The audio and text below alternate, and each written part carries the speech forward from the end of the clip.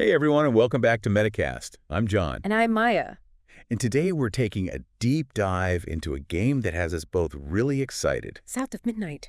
Yeah, we've been poring over a ton of previews from all the usual suspects. IGN, Xbox Wire. Windows Central, VGC. Eurogamer, Polygon. The whole gang. Yeah. And the more we read, the more we're like, Yeah, this is going to be something special. yeah, it feels like it could be a real game changer. Absolutely. Well, let's jump right in. Let's do it. I mean, the first thing that grabs you Oh, yeah. is the visuals, right? Stop motion in a video game. You don't see that every day. It's like they're bringing those old Rankin Bass holiday specials to life. Right. It's so unique. And you can tell that the developers, Compulsion Games, they're really pushing their artistic boundaries here. I mean, they've always been known for their distinct style. Oh, for sure.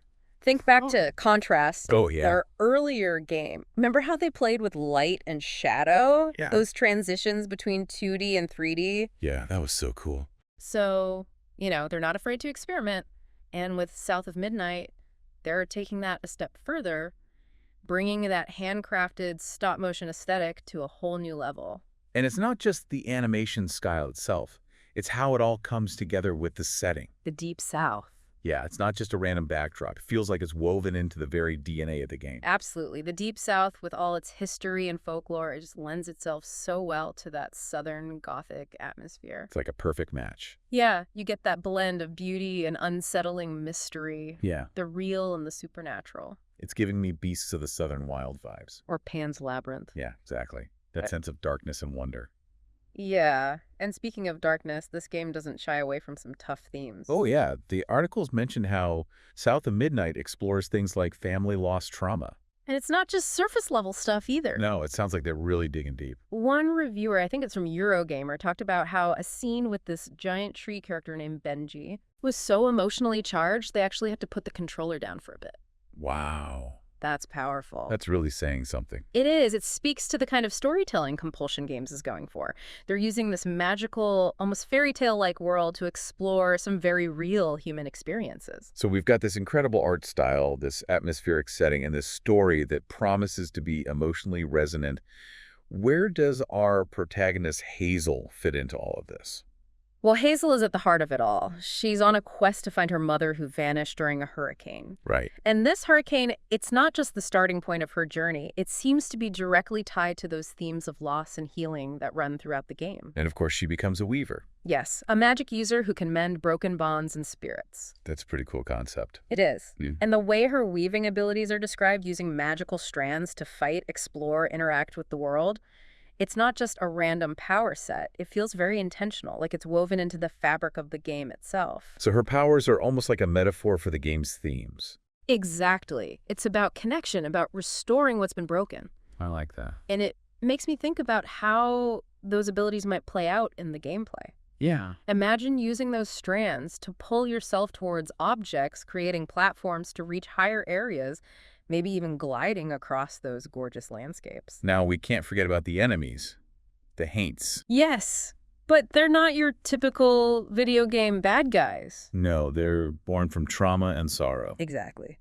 And what's really interesting is that Hazel doesn't actually kill them.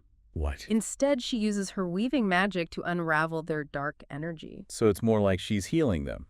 In a way, yes. So combat isn't just about mindless button mashing. It's about understanding these creatures, where they come from, and maybe even finding a way to help them. That adds a whole other layer of depth to the experience. Absolutely. And ties in perfectly with that idea of Hazel as a healer, as someone who mends what's broken. All this talk about healing and mending, it reminds me of those bottle trees they mentioned in the previews. The bottle trees. Yeah, it's Southern folklore. They're meant to capture evil spirits, protect the home and those inside. Oh, right. And in South of Midnight, Hazel uses bottles to collect memories. Oh, interesting. Yeah, one article talked about how she uses those memories to help heal Benji, the giant tree, from his trauma. So they've taken a real-world belief and integrated it into the gameplay and narrative. Exactly. It's so clever. It really shows how they're using the Deep South setting as more than just a pretty backdrop. They're weaving its culture, its beliefs into the very mechanics of the game. It's like they're trying to capture the soul of the Deep South. It's definitely a level of depth and authenticity that you don't often see in video games. I agree, and it makes me even more curious about the music. Oh, yeah. Several articles mention that the music is deeply connected to the story, that it evokes the soul and the haunting beauty of the Deep South. I read about a scene where Hazel is climbing this giant tree, and the music playing is like a song that recaps the entire chapter's story. Wow. Yeah, it's like they're using the music to add another dimension to the storytelling. To create this immersive emotional experience. So we've got this stunning visual style, a setting steeped in Southern Gothic atmosphere, a story that promises to be emotionally gripping, and a combat system that seems to be about more than just defeating enemies. It's a lot to take in. It is, and honestly, I'm completely hooked. Me too. April 8th can't come soon enough. But before we get too ahead of ourselves, we need to talk about how this game actually plays. Right. We've talked a lot about the art and the story, but what about the mechanics? How does it all come together in the gameplay? From what I've read, it sounds like a pretty classic action-adventure setup. Okay. You know, you'll be exploring this world using moves like... Double jumps. Yeah, double jumps, gliding, even wall running, Nice. all that good stuff. But what's really cool is how Hazel's weaving magic isn't just for combat. Yeah, I was just reading about that. It sounds like she can use those magical strands to interact with the environment in some really creative ways. Exactly. Like she can pull herself towards objects or create platforms to reach higher areas. Oh, that's cool. There's a real emphasis on using her powers to solve puzzles and navigate the world. It's not just about running and gunning. No, it's about thinking strategically and using her abilities to their full potential. I also noticed that they're including a variety of difficulty settings and accessibility options. Oh yeah, for sure. It seems like they're really trying to make this game enjoyable for everyone. Absolutely.